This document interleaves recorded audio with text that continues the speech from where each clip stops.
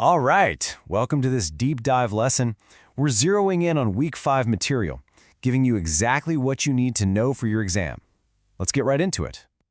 So we're going to cover 5 key areas. We'll start with the basics, the distinction between race and ethnicity, then move into how attitudes turn into actions.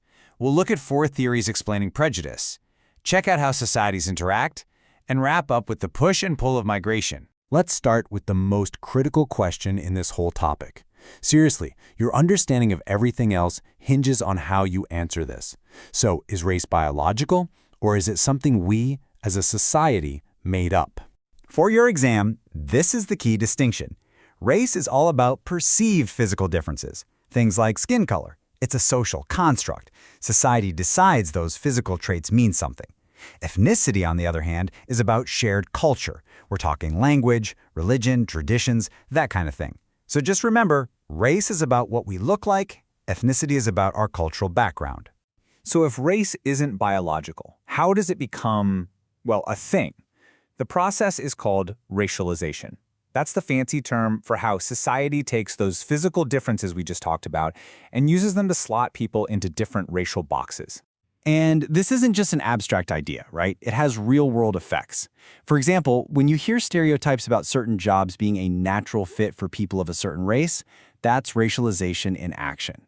It's how the idea of race gets applied to real people and real lives. Okay, so now we need to see how these social categories can lead to some pretty serious real-world consequences. This is where we bridge the gap between ideas and actions. First up, prejudice. If you remember one thing, remember this. Prejudice is an attitude. It's a thought, a preconceived belief about an entire group of people. Think of a stereotype, like the overgeneralized idea that all Asians are good at math. That's prejudice. It's all in your head. And discrimination? Well, that's when the thought becomes an action. It's the unequal treatment of someone because of the group they belong to. This is the jump from just thinking something to actually doing something about it. And it's so important to know that discrimination happens on 2 levels. You have individual discrimination. That's one person acting on their bias, like a landlord refusing to rent to someone. But then you have institutional discrimination. This is way bigger. This is when bias gets baked right into our systems, like in hiring practices or housing policies. Redlining is the perfect example of institutional racism, one you should definitely remember. This was literally a policy where banks would draw red lines on a map around certain neighborhoods, usually minority neighborhoods, and just refuse to give them loans. See? It's racism built right into the system. So, we know what prejudice is, but where does it come from? Sociologists have 4 main theories to explain it, and this framework is perfect for an exam question. What's really interesting here is how these theories look at the problem from different angles.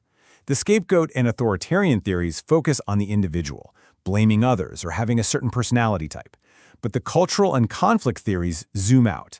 They argue that prejudice is either something we learn from the culture around us, or it's a tool used by powerful people to keep everyone else divided. Okay, so when you have different racial and ethnic groups living together in one place, what happens? Sociologists have identified 4 main patterns for how it can all play out. Think of this like a spectrum. On one end, you've got pluralism, where everyone coexists peacefully while keeping their own unique cultures. Think Switzerland. Then there's assimilation, where minority groups start to adopt the culture of the majority. Then it gets worse, with segregation, where groups are kept apart. And at the absolute most extreme end, you have the tragedy of genocide. All right, for our final topic, let's zoom out and talk about migration.